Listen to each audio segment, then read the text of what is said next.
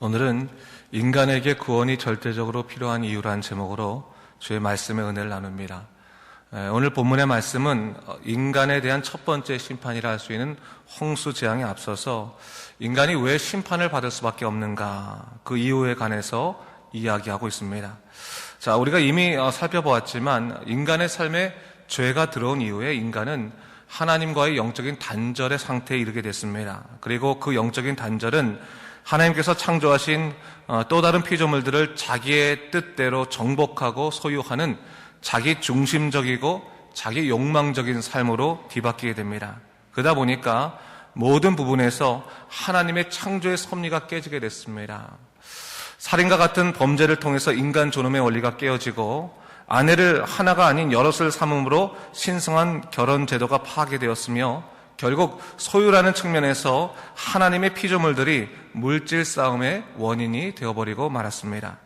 비록 기술과 문명이 발전하긴 했지만 거기에는 하나님이 원래 계획하셨던 진정한 평화나 사랑이 존재하지 않게 되었다는 사실을 우리는 성경을 통해서 알 수가 있습니다.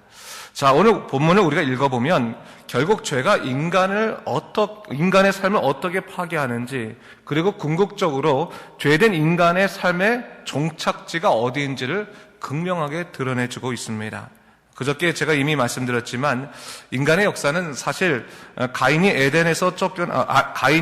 노 땅으로 쫓겨난 이후에 두 가지로 갈라지게 됩니다. 하나는 하나님 없이 자기의 힘과 능력에 의존하는 세상적인 역사가 이렇게 흘러가게 되고요. 또 하나는 인간의 죄와 무죄함을 인정하고 하나님의 은혜 가운데 살려 하는 하나님의 택하신 백성들의 역사, 신앙적인 역사, 이 두 가지로 이렇게 갈라지게 됩니다. 그래서 이런 세상적인 역사를 오늘 본문에서는 사람의 딸들 이런 말로 이렇게 표현하고 있고, 또 하나님의 사람들, 믿음의 사람들의 역사에 있는 사람들을 여기서는 오늘 하나님의 아들들이다라고 표현하고 있습니다. 족보적으로 말하면 가인의 족속이 사람의 딸들이고, 그리고 셋의 족속들, 후손들이 이 하나님의 아들들이다라고 얘기할 수 있습니다. 근데 오늘 본문을 1절을 보니까 사람이 땅 위에 번성할 때 그들에게서 딸들이 났다 이렇게 얘기하고, 그 딸들은 하나님이 아들들이 그 아름다움을 보고 그 모든 여자를 아내로 삼았다라고 성경이 이야기하고 있습니다. 자, 성경의 원래 중요한 가치관은 영적인 순결이죠. 거룩함이라고 하는 그 이름으로 하나님을 위해서 온전히 구별된 삶을 사는 것입니다. 성결된 삶을 사는 것입니다. 그게 바로 하나님께서 우리에게 주신 그러한 거룩함에 대한 명령이죠. 죄는 그 구별된 삶에, 그 성결된 삶에 세상적인 가치와 제 삶의 양식이 파고들도록 만듦을 통해서 무엇이 하나님의 뜻인 자를 분별치 못하도록 만들어준다고 하는 거예요. 여러분, 하나님께서 이 세상을 창조하실 때 혼돈 가운데 창조하지 않으셨습니까? 그렇죠? 혼돈 가운데 하나님의 말씀으로 질서를 부여주셔서 하나님의 뜻이 무엇인지를 우리에게 분명히 명확하게 보여주셨습니다. 그렇다면 창조가 역행한다는 것은 뭐겠습니까? 역행한다는. 명확히 보이던 것들이 불투명해지고 그리고 결국 혼돈에 이르게 되는 것이 창조에 역행하는 것입니다. 근데 오늘 본문이 바로 그런 것이죠. 하나님의 사람들이라는 뚜렷한 정체성이 있는 사람들이 세상 여자들의 아름다움을 보고 그들과 혼인하기 시작하면서 그들의 삶 가운데 하나님의 명확한 뜻들이 보이지 않고 불투명해지면서 삶이 혼돈에 이르게 되었다는 사실을 성경에서 얘기하고 있는 겁니다. 죄가 바로 우리들에게 다시 창조를 역행하는 그런 이것을 만들어 놓는다라고 하는 것이죠. 그 인간의 본능을 부채질하고 삶의 혼돈을 가져오는 이 세상적인 코드는 크게 두 가지로 말할 수 있는데, 하나는 힘이고 또 하나는 성입니다. 힘과 성, 영어로 파워와 섹스, 이 두 가지가 사실은 세상의 이 본능적인 코드라고 하는 것입니다.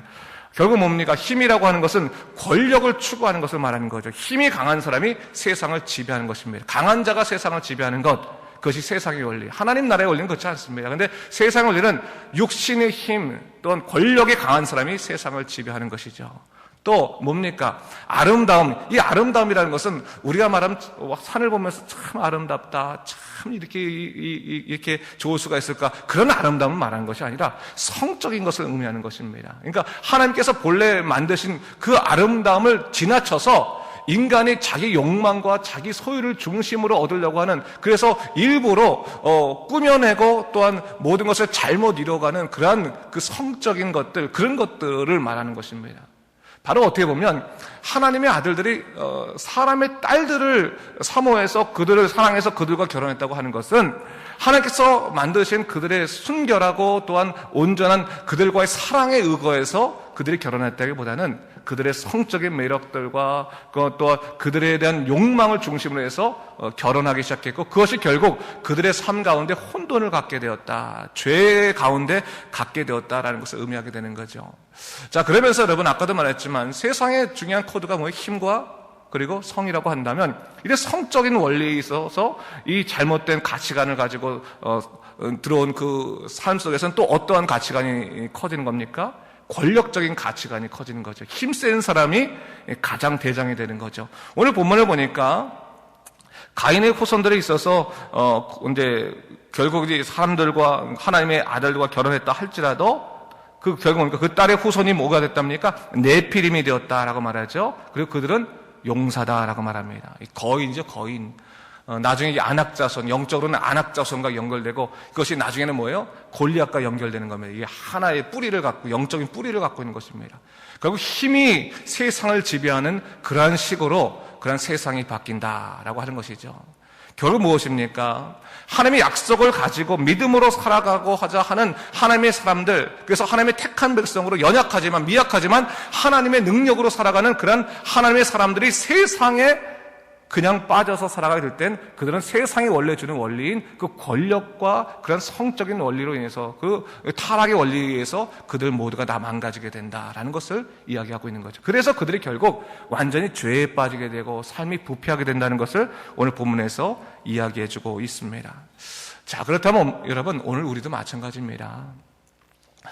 신앙인들이, 예수 믿는 사람들, 하나님 뜻대로 사는 사람들이 믿음 생활 잘하다가 넘어질 때를 가만히 보십시오. 넘어질 때. 왜 넘어지는지. 단순히 믿음의 문제로 넘어집니까? 그렇지 않죠. 삶의 여러 가지 고통과 어려움이 오게 되었을 때 세상 삶과 견주고 또 살아가고 풀어가려고 하다 보니까 결국 뭡니까? 세상의 원리대로 해야지만 풀릴 것 같다라고 생각하기 때문에 그것을 따라가게 되죠. 근데 그렇게 따라가게 되면 결국 뭡니까? 우리의 신앙에 혼돈이 찾아오게 되는 거예요. 혼돈이. 우리 삶에 혼돈이 없어지려면 하나님의 말씀이 명확하고 그 말씀에 따라 살아가고, 그 말씀에 따라 살아가기 위해서는 때로는 구별된 삶, 이것은 하나님의 뜻이 아니야라면서 능히 버리고 하나님 뜻대로 살아가는 그 명확한 그런 삶의 길이 필요한데, 방향이 중요한데, 세상의 일이 복잡하다 보니까 결국 어떻게 됩니까? 세상을 하나님께서는 선으로 악을 이기라고 그랬는데 아무리 생각해도 선으로 악을 이길 수 있는 방법은 없는 것 같아요. 그래 어떡합니까? 악으로 악을 이겨야겠지. 내가 저 사람보다 더 강해지고 더 악랄해져야지만 내가 승리할 수 있다고 생각하다 보니까 그렇게 해서 하나 얻을지는 모르겠지만 결국 어떻게 된다는 거예요? 우리 신앙에 혼돈이 찾아오게 된다. 영적인 혼돈이 찾아오게 되므로 결국 우리가 하나님의 자녀라고 하는 정체성을 잃어버리게 된다는 것을 오늘 본문에서 이야기하고 있는 거예요. 결국 이게 우리 얘기와 똑같은 겁니다. 자, 결국 이것이 뭡니까? 세상의 원리대로 따라가는 사람들은 하나님에 대한 감사함이 없고 결국 뭡니까? 점점 세상의 원리대로 가게 된다는 것을 얘기하고 있는 것이죠. 자, 오늘 우리가 이 본문을 통해서 바라볼 수 있는 것이 바로 그것입니다. 어떻게 우리가 이 하나님의 뜻대로 살 것인가라는 것을 분명히 얘기해야 되는 거죠. 하나님의 사람들이 이 세상의 원리대로 살게 되면 결국 뭐 처음에는 성공하는 것 같고 잘 풀린 것 같지 모르지만 결국 그것은 결탄코 아름답지 못한 것입니다. 그래서 일단 그것을 3절에서 우리 좀 볼 수 있는데 3절 말씀 한번 같이 읽어볼까요? 3절 말씀 시작. 여호와께서 이르시되 나의 영이 영원히 사람과 함께 하지 아니하리니 이는 그들의 육신이 됨이라. 그러나 그들의 날은 120년이 되리라 하시니라 했어요. 죄의 유혹으로 세상에 돌아간 자들, 그들의 날이 뭐예요? 120년이 됐다 얘기하고 있습니다. 하나님의 사람들은 육신을 가지고 살아가지만 영으로 사는 사람이죠. 그렇죠? 하나님과 영으로 사는 사람들인데 그들이 세상을 쫓아 사니까 뭐예요? 그들의 삶이 영의 삶이 아니라 육의 삶이 되었다라고 말하는 거죠. 그러면서 뭐라고 말합니까? 그 육의 삶을 살 때, 야, 내가 이제는 잘 살 수 있을 것 같다라고 말하지만 하나님께서는 뭐라고 말씀하시는 거예요? 여호와께서는 너희들이 아무리 잘 살아봤자 너희들의 삶은 뭐예요? 120년이다라는 것을 얘기하고 있는 거예요. 여기서 120년이라는 해석은 두 가지가 될 수 있습니다. 하나는 노아의 홍수 때까지가 사실은 이때보다 한 120년 정도의 시간이 됐다. 너희들이 결국 심판을 겪게 될 것이다라는 것도 되지만 이 120년이라고 하는 것은 성경적으로는 인간의 인생을 얘기하는 거죠. 인간의 인생, 인간의 삶이 120년이 수명, 인생을 얘기하는 건데 이 120년, 너희들이 아무리 그렇게 세상적으로 그렇게 살고 또 세상적으로 무엇인가 얻는다 할지라도 너희들이 그렇게 떵떵거리고 살 수 있는 날은 언제라는 거예요? 너희가 육신으로 살 때뿐이다라는 것을 얘기하고 있는 거예요. 육신으로 살 때뿐이다. 그 위에 뭡니까? 하나님의 심판이 오면 그 육신대로 삶은 삶은 심판으로 죽음을 면치 못할 것이다라는 사실을 이 본문에서 얘기하고 있는 거예요. 여러분, 이것은 굉장히 아주 어떻게 보면 강렬한 메시지가 아닐 수 없는 거예요. 강렬한 메시지가 아닌 거예요. 여러분, 우리가 믿음 생활 잘할 때는 하나님 나라를 꿈꾸지 않습니까? 그렇죠? 하나님 나라를 꿈꾸고 하나님을 사모하고 영적으로 사는 것을 기뻐하고 그렇게 살아가는데 육적인 삶이 우리 안에 들어오기 시작해서 세상적인 욕망들이 일어나기 시작하면 하나님 나라를 생각하는 것이 아니라 당장에 오늘 내가 이 풀어야 될 열쇠나 또한 내가 얻어야 될 것이나 그런 것들에 완전히 몰입하다 보니까 결국 하나님을 생각하지 못할 때가 있는 거예요. 바로 그런 것이 이 본문에 드러나는 거죠. 그러자 하나님께서 뭐래? 너희가 아무리 세상 것을 추구한다 할지라도 너희들의 날은 120년밖에 안 된다는 것을 잊지 말아라. 그걸 얘기해요. 너희의 육신의 날, 우리한테는 뭐예요? 너희가 늙어서 내가 100살까지 산다고 치고 100살 때까지 너희의 영화가 이어지는 것뿐이지 그 이후에 너희가 무엇이 있겠는가? 심판과 죽음이 있을 뿐이다라는 것을 얘기하는 거죠. 눈을 넓혀라. 하나님의 놀라운 세계는 더 크다라는 것을 얘기하고 있는 것이죠. 자, 그러면서 오늘 본문에서는 이것으로 인해서 인간에게 구원이 절대적으로 필요한 이유를 얘기하고 있습니다. 인간은 자기 스스로 하나님이 기뻐하시는 온전한 삶을 살아갈 수 없지요. 그렇기 때문에 육신에 따라 자기 욕망대로 살아가는데 그것을 보시고 하나님께서 어떤 한탄을 하십니까? 5절부터 7절인데 제가 한번 읽어보겠습니다. 보세요, 여러분. 여호와께서 사람의 죄악이 세상에 가득함과 그의 마음으로 생각하는 모든 계획이 항상 악할 뿐임을 보시고 땅 위에 사람을 지으셨음을 한탄하사 마음에 근심하시고 이르시되 내가 창조한 사람을 내가 지면에서 쓸어버리되 사람으로부터 가축과 기는 것과 공중의 새까지 그리 하리니 이는 내가 그것들을 지었음을 한탄함이니라 하시니라. 자, 결국 뭡니까? 사람의 악으로 죄를 통해서는 하나님의 한탄을 불러일으킬 수밖에 없는 거죠.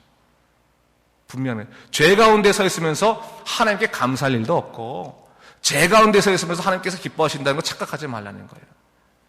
여러분, 가끔 우리 이런 경우 있잖아요. 죄를 통해서 얻은 인생 유익이 있을 수 있잖아요. 죄를 통해서, 죄악을 통해서 얻을 수 있는 인생 유익이. 그 인생 유익을 가지고 야, 하나님 감사합니다. 하나님께서 저에게 이런 축복을 해주셨네요 라고 말하는 거 하지 말라는 거예요. 하나님께서 기뻐하지 않으신다는 거예요. 하나님께서는 죄를 통해서 영광받지 않으세요. 오로지 뭐예요? 하나님은 당신의 선을 통해서만, 의를 통해서만 영광 받으신다는 것을 얘기하고 있는 거죠.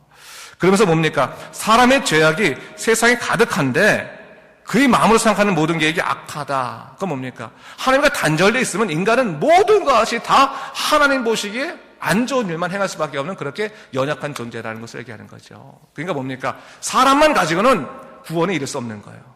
그래서 결국 우리에게 어떤 놀라운 역사가 일어났습니까? 예수 그리스도가 이 땅에 오셔서 죽으심으로 말미암아 그 십자가의 보혈의 은총으로 우리를 따라오게 하시고 그리고 바로 예수 그리스도의 그 대속의 은혜가 우리로 하여금 구원에 이르게 하는 놀라운 역사를 있다는 것을 우리는 이미 알고 있고 고백하고 있는 것입니다. 사람만으로 안 되는 사람만으로. 나 혼자 뭐 잘한다고 해서 되는 게 아니라 성령께서 이끄셔야 된다는 것을 얘기하고 있는 것이죠. 자, 오늘 다시 한번 이 말씀을 기억하면서 결국 우리가요, 이 창세기 3장서부터 기원에 관한 얘기가 쭉 이제 사람의 기원에 관한 얘기가 나오고 죄의 기원에 관한 얘기가 나오는데 뭡니까? 우리 이거 보면서 원리를 보는 거, 원리. 우리 삶에 그대로 그 원리가 적용되는 겁니다. 원리니까, 원리. 그래서 그렇구나. 죄가 이런 것이구나. 결국 죄가 우리로 하여금 하나님의 의에 이르지 못하게 하는구나. 다시 한번 돌아보고 하나님과 동행하는 삶을 살아야 하겠습니다. 그것이 중요한 것이죠. 그런 의미에서 9절 말씀 한번 우리 같이 읽겠습니다. 9절 말씀 시작. 이것이 노아의 족본이라. 노아는 의인이요 당대의 완전한 자라. 그는 하나님과 동행하였으며 라고 말했죠. 근데 8절 말씀 보니까 그러나 노아는 여호와께 은혜를 입었더라. 노아는 하나님께 은혜를 입은 자였죠. 그래서 그가 구원을 받게 됐죠. 근데 그 구원을 받게 된 노아에 대해서 성경은 뭐라면 의인이요 당대의 완전한 자고 하나님과 동행했다라고 말하고 있죠. 여기서 의인이라는 말과 당대의 완전한 자와 하나님과 동행했다라고 표현할 때 우리는 단순하게 그가 선행을 잘하고 정말 깨끗하게 살았다 뭐 이런 식으로만 생각하는데 그것보다는 뭐냐면 뭡니까? 어떻게 보면 연결되는 거죠. 하나님과 동행하는 사람, 하나님과 이끌려가는 삶, 하나님 뜻대로 살아가는 삶, 그 삶은 뭐예요? 하나님으로부터 의인이라 칭함을 받을 수 있는 거죠. 하나님의 친구니까, 벗이니까 하나님께서 기뻐하시는 사람이죠. 그리고 그 사람은 세상의 어떠한 일 가운데서 그보다 권력 있는 삶도 있을 수 있고요. 그보다 소유가 더 많은 삶이 있겠고 수많은 것들을 다 누리는 삶이 있다 할지라도 하나님 보시기에는 그가 어떤 삶이었다는 거예요? 다른 사람들이 완전한 사람이 아니라 누가 완전한 사람이에요? 하나님 보기엔 노아가 완전한 사람이라는 거예요. 그렇게 얘기하는 거예요. 여러분 오늘날 우리가 뭐가 부족해서 일이 안 풀려가지고 내 삶은 이렇게 부족하고 연약하고 완전하지 않을까 걱정하지 마세요. 그것 때문에 걱정할 필요가 없는 거예요. 우리가 그걸 걱정할 게 아니라 하나님 보시기에 나는 하나님과 동행하는 삶인가, 하나님께 이끌려가는 사람인가, 하나님과 이끌려가는 동행하는 사람이라면 하나님께서 우리를 의인이라 칭하시는 것이고 뭐예요? 또한 우리를 세상의 어떤 사람보다 야 네가 안전하다라고 말씀해 주실 수 있는 거예요. 다른 게 필요한 게 아니라 뭐예요? 하나님과 동행하는 삶, 예수 그리스도의 십자가에 이끌려 살아가는 삶, 그런 삶이 더 중요한 것임을 성경은 우리에게 이야기하고 있는 것입니다. 세상 쫓아가지 말고 예수의 십자가 쫓아가라고 하는 그러한 오늘 우리를 향한 하나님의 교훈이신 것입니다. 다시 한번 이 말씀을 기억하면서 하나님께 누가 은혜를 입었는가? 권력을 가진 사람이었나? 또 많은 소유를 갖고 있는 사람이나? 다시 한번 돌아보면서 정말 우리가 하나님의 뜻 가운데 살아가는 믿음의 사람으로 다시 한번 우리를 돌아볼 수 있는 귀한 시간 되시기를 주님의 이름으로 축원합니다. 기도하겠습니다.